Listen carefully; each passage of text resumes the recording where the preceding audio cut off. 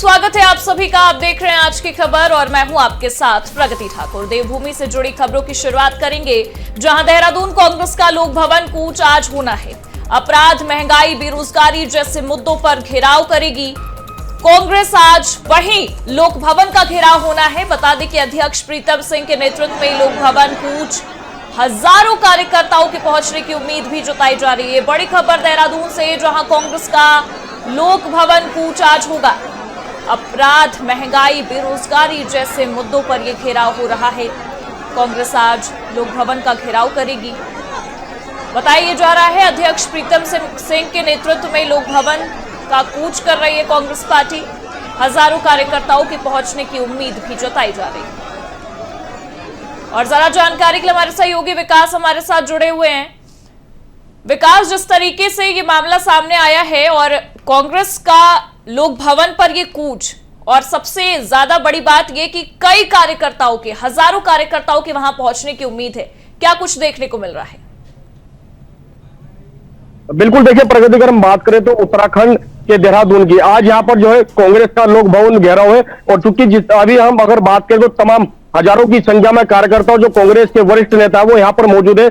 और अगर हम बात करें तो उत्तराखंड के तमाम जो जिले हैं वहां पर जो है कई सैकड़ों की संख्या में जो है अलग अलग जिलों से कार्यकर्ता यहाँ पर पहुंचे हैं। चूंकि कांग्रेस का साफ तौर पर आ रहा है कि जिस तरह से अपराध लगातार उत्तराखंड में बढ़ रहा है, या फिर महंगाई की हम बात करें तो कहीं ना कहीं सरकार को लेकर पूरी तरह से घेरने की तैयारी में है आज कांग्रेस। और वही अगर हम बात करें तो जिस तरह से आज तक जो है अगर हम बात करें तो उत्तराखंड के जो जिले हैं वहां से जो है तमाम जो कार्यकर्ता यहाँ पर पहुंचे हैं। क्योंकि जिस तरह से कांग्रेस ने जो है देहरादून की तमाम सड़कों पर जो बैनर लगाए थे वो भी जो है भाजपा ने उतारने का काम किया। तो कहीं ना कहीं कांग्रेस की इस जो है आंदोलन से कहीं ना कहीं भाजपा में एक घबराहट यहाँ पर दिखाई दे रही है। जिस तरह से विकास देखा जाए तो कांग्रेस के तमाम जो नेता हैं वो लगातार मुखर रहते हैं और सत्ता पक्ष पर कई बड़े आरोप भी लगते हैं, लेकिन महंगाई, बेरोजगारी जैसे मुद्दों को लेकर हर राज्यों में देखा जाता है कि विपक्ष जो है वो इस आवाज को बुलंद करता नजर आता है। लेकिन देहरादून यानी कि उत्तराखंड की अगर हम बात करें, चुनाव को लेकर तैयारियां चल रही हैं, लेकिन अब ये एक बड़ा कदम उठाया गया है कांग्रेस की ओर से। किस तरीके से सत्ता पक्ष इसका जवाब देगी, क्या लग रहा है वहां पर? बिल्कुल, देखकर हम सत्ता की बात करें तो लगातार जो विपक्ष है वो कहीं ना कहीं सरकार को घेरने का काम लगातार यहाँ पर कर रहा है। चाहे वो अंकिता भंडारी से जुड़ा हो मामला हो या फिर महंगा को लेकर, या जिस तरह से उत्तराखंड में लगातार अपराध बढ़ा है, कहीं ना कहीं अपराध का ग्राफ यहाँ पर साफ तौर पर बढ़ता हुआ नजर आया।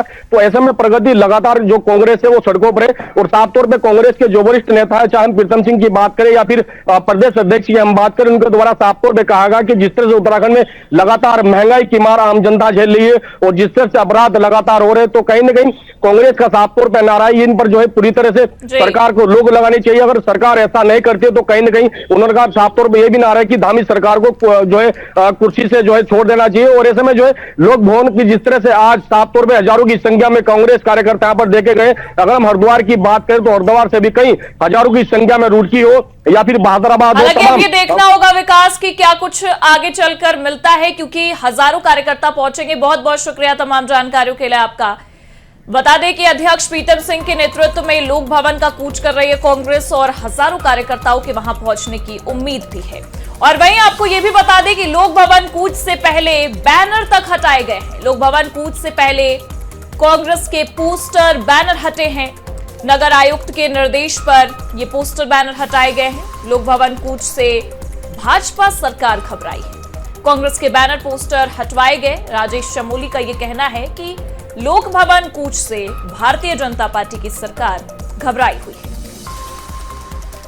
देहरादून से ये खबर, जहां लोक भवन कूच से पहले ये बैनर हटाए गए हैं कांग्रेस के, और वहीं पोस्टर, बैनर हटाने को लेकर ये चीजें निकलकर सामने आ रही हैं। राजेश चमोली का बयान सामने आ रहा है। उनका ये कहना है कि लोक भवन कूच जहां एक तरफ कांग्रेस कर रही है, तो इसी कदम से, कांग्रेस के इस कदम से भारतीय जनता पार्टी घबराती दिखाई दे रही है। सत्ता पक्ष जो है वो घबराती नजर आ रही है और इसीलिए कांग्रेस के बैनर, पोस्टर हटवाए जा रहे हैं।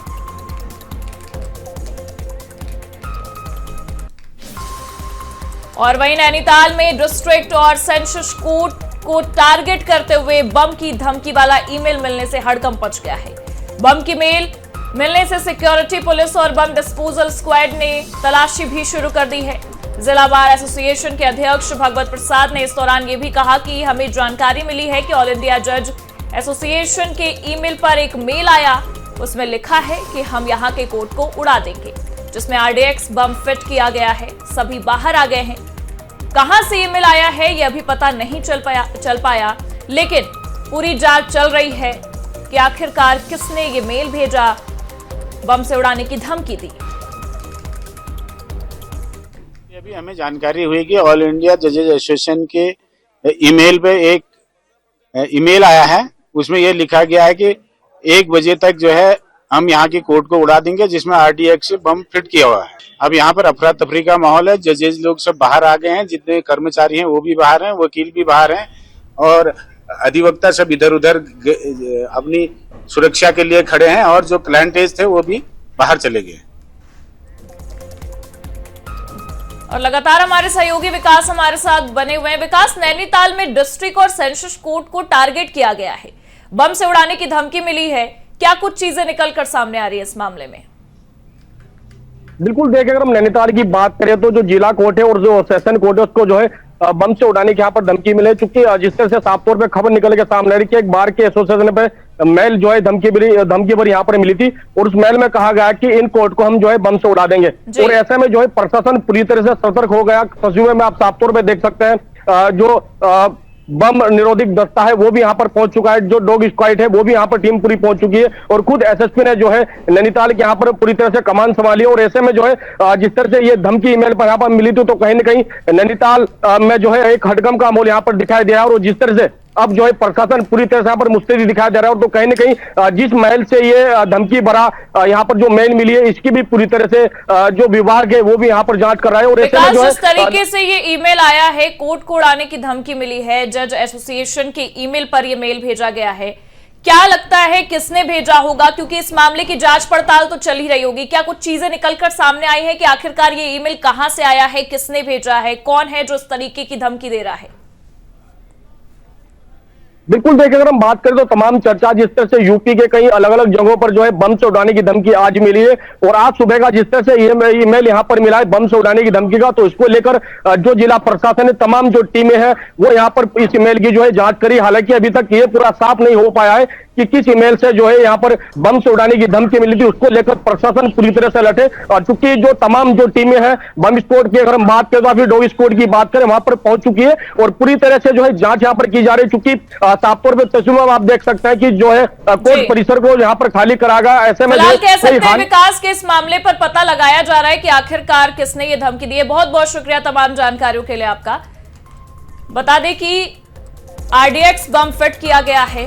हालांकि जिस तरीके से ये मामला निकलकर सामने आया है, मेल आया है, उसके बाद जांच पड़ताल चल रही है कि आखिरकार किसने इस तरीके की धमकी दी है। चलिए अब बढ़ेंगे अगली खबर की ओर, जहां ऋषिकेश के चंद्रेश्वर नगर क्षेत्र में सोमवार सुबह एक मकान में गैस सिलेंडर विस्फोट से हड़कंप मच गया। धमाका इतना जबरदस्त था कि देखते ही देखते 2 मंजिला मकान आग की लपटों में घिर गया और पूरी तरह से खाक हो गया। प्रत्यक्षदर्शियों के मुताबिक पहले घर से धुआं और तेज लपटें उठी, फिर जोरदार धमाका हुआ। आवाज सुनते ही आसपास के लोग मौके पर पहुंचे और राहत बचाव शुरू करते हुए संबंधित विभागों को सूचना दी। हादसे के बाद पूरे इलाके में दहशत का माहौल देखा गया। शुरुआती जांच में गैस रिसाव को कारण माना जा रहा है, जबकि स्थानीय स्तर पर चर्चा है कि बड़ा सिलेंडर से छोटे सिलेंडर में गैस रिफिलिंग के दौरान यह हादसा हुआ है। प्रशासन ने मामले की जांच शुरू कर दी है और पता लगाया जा रहा है कि आखिरकार ये ब्लास्ट कैसे हुआ।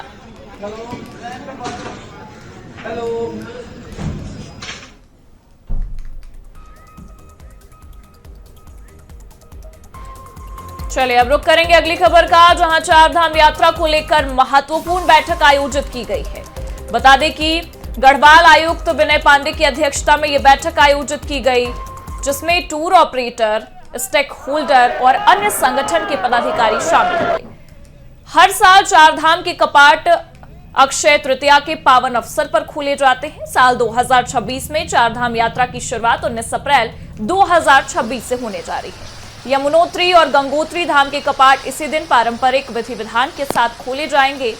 और ये जानकारी दे दें कि केदारनाथ मंदिर समिति के अनुसार 22 अप्रैल बुधवार को सुबह 8 बजे शुभ वृष लग्न में केदारनाथ मंदिर के कपाट खोले जाएंगे। इसी शर्त से 6 महीने चलने वाली केदारनाथ यात्रा औपचारिक रूप से शुरू हो जाएगी। हर साल की तरह इस बार भी बड़ी संख्या में श्रद्धालुओं के पहुंचने की उम्मीद है।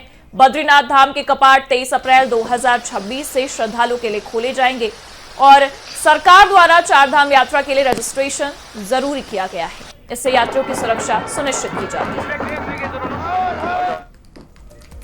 वहीं उत्तराखंड में आगामी 4 धाम यात्रा को लेकर प्रशासन ने सख्त रुख अपना लिया है। गढ़वाल आयुक्त विनय शंकर पांडे ने ऋषिकेश ट्रांजिट कैंप से ये जो बैठक हुई उसके बाद एक महत्वपूर्ण घोषणा की।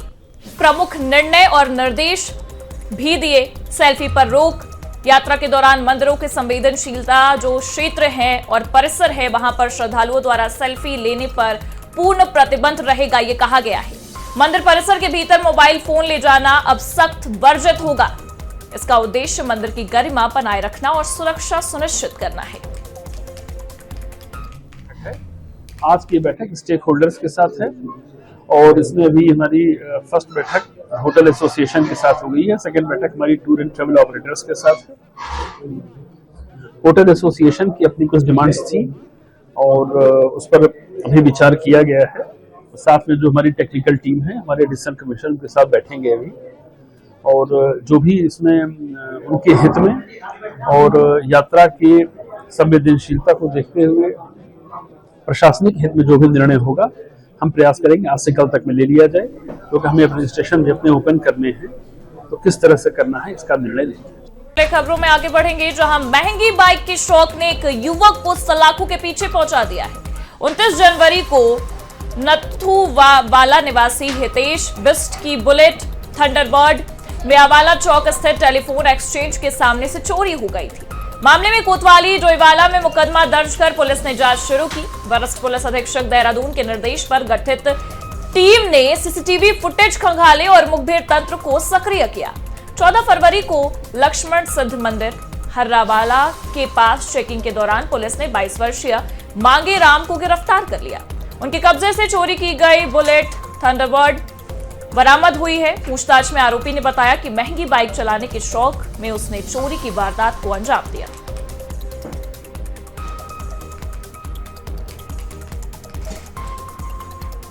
बढ़ेंगे अगली खबर की ओर, जहां मसूरी मॉल रोड पर अब 54 गोल्फ कार्ट दिखेगी। हर 2 रिक्शे वालों को 1 गोल्फ कार्ट मिलेगी। डीएम ने यह बताया है कि मुख्यमंत्री के मार्गदर्शन में मसूरी पहला गोल्फ कार्ट से लैस पर्यटन स्थल होगा। जिला प्रशासन की 9 महीने लंबी कवायद रंग लाई है। डीएम ने बिना राजकोष खर्च किए 40 गोल्फ कार्ट उतारी और डीएम ने सरकार से 3 करोड़ से भी ज्यादा स्वीकृत करवाए हैं।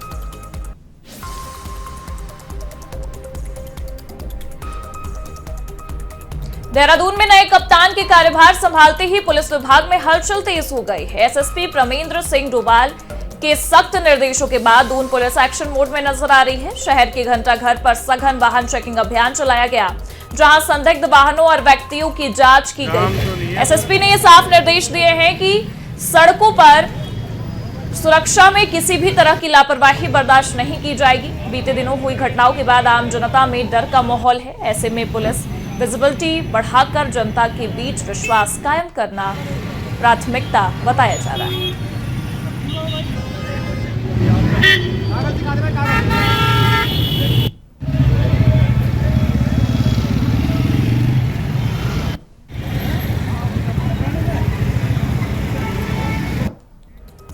देहरादून में अवैध रूप से शराब की तस्करी करते एक आरोपी को पुलिस ने गिरफ्तार कर लिया है। आरोपी के कब्जे से 3 पेटी अवैध देशी शराब बरामद हुई है। शराब तस्करी में प्रयोग की गई स्कूटी को सीज कर दिया गया है। गिरफ्तार आरोपी उत्तर प्रदेश के बुलंदशहर जिले का रहने वाला है।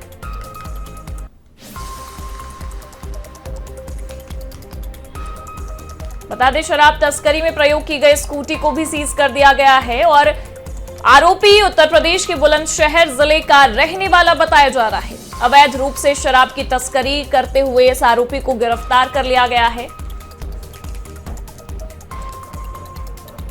और वही देहरादून में फायर सीजन शुरू होते ही जंगल जो है वो जलने लगे हैं। प्रदेश के जंगलों में 30 जगह से अलर्ट आया है। राज्य में 42 हेक्टेयर के तकरीबन जंगल जो है वो जल चुके हैं। वन विभाग ने 1438 को स्टेशनों के साथ फायर वाटर तैनात किया है। रोकथाम के लिए फायर वाटर तैनात किया जा रहा है। वन विभाग जन जागरूकता के भी प्रयास कर रही है। बता दें कि देहरादून में फायर सीजन अब शुरू हो गया है और शुरू होते ही जंगल जो है वो जलने लगे हैं। ऐसे में ये जानकारी निकलकर सामने आ रही है कि प्रदेश के जंगलों में से 30 जगह जो है वहां से अलर्ट भी आ चुका है। राज्य में 42 हेक्टेयर के तकरीबन जंगल जो हैं वो जल चुके हैं, जिसके लिए फायर वाटर तैनात किया जा रहा है। रोकथाम के लिए फायर वाटर तैनात किया जा रहा है। वन विभाग जन जागरूकता के भी प्रयास लगातार कर रहा है। और इन्हीं खबरों के साथ फिलहाल के लिए इस बुलेटिन में बस इतना ही। देश और दुनिया की तमाम बड़ी खबरों के लिए आप देखते रहिए आज की खबर और स्क्रीन पर दिख रहे सोशल मीडिया हैंडल के जरिए आप मेरे साथ वहां पर भी जुड़ सकते हैं और खबरों से रूबरू हो सकते हैं। नमस्कार।